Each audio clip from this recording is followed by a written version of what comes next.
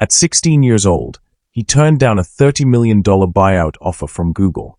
At 17, his company was valued at over $100 million. At 18, he had lost everything and become the most hated teenager on the internet. This is the rise and fall of Ben Pasternak, and trust me, you've never heard a story like this.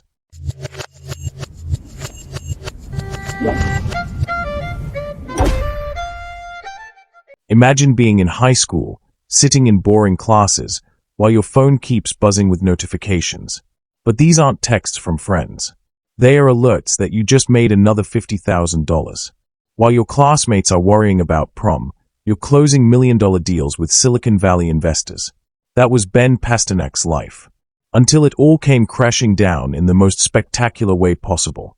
Let's rewind to 2014. Sydney, Australia. Ben Pasternak is 15 years old, sitting in math class, completely bored out of his mind.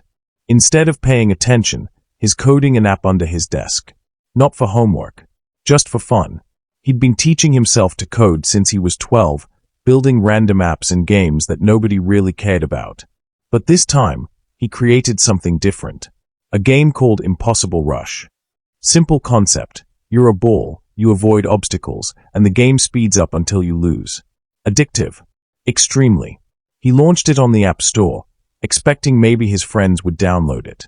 Within 24 hours, it had 10,000 downloads. Within a week, over 1 million. Impossible Rush shot to #1 in the App Store. Above Candy Crush. Above everything. This 15-year-old kid, coding in math class, just created one of the most downloaded apps in the world. The money started rolling in. $50,000, then $100,000, then more. His teachers had no idea that the kid sleeping in the back row was making more in a week than they made in a year. But Ben didn't care about Impossible Rush. He already had his next idea. And this one was going to be massive. In 2015, at 16 years old, Ben launched Flog. Think Tinder, but for selling stuff. You swipe right on items you want to buy. Swipe left on things you don't. Sellers and buyers match, negotiate. Done. It was genius. Gen Z was already addicted to swiping. Why not make shopping feel like dating? Within months, Flog had hundreds of thousands of users. Major tech publications were writing about the teenage founder disrupting e-commerce. Investors were calling non-stop. And then Google came knocking. They offered him $30 million to acquire Flog. $30 million. To a 16-year-old. Most people would have taken that money and retired immediately. Ben said no. Why? Because he believed Flog could be worth billions. He'd watched Mark Zuckerberg turn down acquisition offers and build Facebook into a giant. He thought he could do the same. So instead of selling to Google, he moved to New York City, dropped out of high school, and raised money from some of the biggest venture capitalists in Silicon Valley. At 17, Ben Pasternak was living in Manhattan, running a company valued at over $100 million, managing a team of adults, and being called the next Zuckerberg. His Instagram was filled with private jets, meetings with celebrities, parties with other tech founders. He was living every teenager's fantasy. But behind the scenes, cracks were already forming. Here's what nobody tells you about being a teenage CEO. You're still a teenager. Ben was brilliant at coding and product design. But running a company, managing employees, business strategy, he had no idea what he was doing. His board meetings were disasters. Experienced investors would ask basic business questions, and Ben would just shrug. He'd never taken a business class. He'd never managed anyone. He was figuring it out as he went. But the real problem with Flog, nobody was actually using it to buy things. Sure, people were downloading it, swiping through items, but transactions weren't happening. The marketplace wasn't working. Sellers were getting frustrated. Buyers were leaving. And the money was burning fast. Silicon Valley office space. Expensive. Hiring engineers. Expensive. Marketing. Extremely expensive. Ben had raised millions, but he was spending it faster than the company was growing. Investors started getting nervous. Then came the pivot. In 2017, Ben shut down Flog and launched something completely different. Sup, a meme sharing app. His reasoning: memes are the language of our generation. Investors were furious. They'd given him millions to build a marketplace, not a meme app. But Ben didn't care. He was 17, thought he knew better than everyone, and pushed forward anyway. Sup launched with huge hype.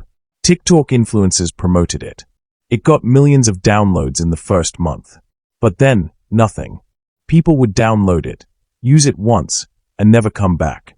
The engagement numbers were terrible. By early 2018, things were spiraling fast. Sup wasn't growing. The company was burning through cash. Employees were quitting. Investors were demanding answers. And Ben, he was still acting like a teenager. Because he was one.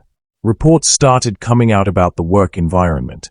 Employees said Ben would show up late, play video games during meetings, and make impulsive decisions without consulting anyone. One investor told a reporter, "We gave millions to a kid who should have been in algebra class." The tech media, who had once praised him as a prodigy, turned on him viciously. Articles with headlines like "The Boy King's Empire Crumbles" and "What Happens When You Give Millions to a Teenager" were everywhere. But the final nail in the coffin. Ben made a massive miscalculation. He believed that if he just kept pivoting, kept launching new features, eventually something would stick. So he burned through the last of the company's money on a desperate redesign of Sup. It failed. Spectacularly. By mid-2018, Sup had fewer than 10,000 daily active users. The company that was once valued at $100 million was now worth essentially nothing. Investors pulled out. Employees left. The office shut down. At 18 years old, Ben Pasternak had lost everything. The internet was brutal. Reddit threads tore him apart. Twitter mocked him relentlessly. YouTube videos dissected every mistake he made. People who had celebrated him as a genius were now calling him a fraud. Classmates from his old high school were sharing screenshots of his failures. Ben basically disappeared from social media. Stopped doing interviews. Went silent. But here's where the story gets interesting. Most people who fail this publicly just give up. They take the loss, get a normal job, try to forget it ever happened. Ben didn't. In 2020, while everyone was stuck at home during the pandemic, Ben quietly launched a new company, Yo Quiero Dinero, later renamed to Simulate. The concept: chicken nuggets. But not real chicken. Plant-based nuggets that actually taste good. Wait, what? The tech prodigy who built apps was now making fake chicken. Yes. And this time, he approached it completely differently. He hired experienced executives. He listened to advisors. He didn't try to do everything himself. He learned from every mistake he made with Flog and Sup. Simulate launched with Nuggs, their flagship product. And people actually loved them. Food bloggers reviewed them. Restaurants started carrying them. Sales were actually happening. Within 2 years, Simulate raised over $60 million in funding. From investors like McCain Foods and Lyra Hippo. By 2022, Simulate's nuggets were in thousands of stores across America. The company was valued at hundreds of millions. Ben Pasternak, the guy who spectacularly failed at 18, had built another massive company by 22. But this time, he wasn't the cocky teenager who thought he knew everything. He was humble, strategic, and actually knew how to run a business. So what can we learn from Ben's story? First, early success can be dangerous. When you win big at 16, you start believing you're invincible. You stop listening to people with more experience. That's how you lose everything. Second, failing publicly doesn't mean failing permanently. Ben could have disappeared after Sup crashed. Instead, he used that failure as education. Third, age doesn't matter, but experience does. Being young and smart isn't enough. You need to know what you don't know, and be willing to learn from people who've done it before. And finally, pivoting is okay, but you need a strategy. Ben's mistake with Flog and Sup wasn't pivoting itself. It was pivoting without a plan, without data, just based on hunches. Ben Pasternak went from high school nobody to tech prodigy to cautionary tale to successful founder all before turning 23. Most people never take the risks he took.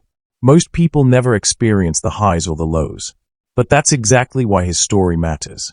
He shows that failure isn't fatal, that you can lose everything and still come back, that your biggest mistakes can become your most valuable lessons. Today, Ben rarely talks about Flog or Sup. He's focused on Simulate, building it the right way this time. But every interview he does give, he says the same thing. Losing everything at 18 was the best thing that ever happened to me. It taught me how to actually build a company.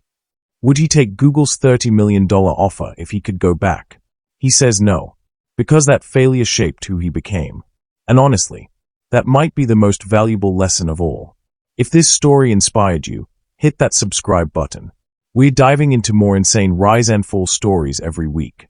Drop a comment. Would you have taken the $30 million? Or bet on yourself like Ben did? See you in the next one.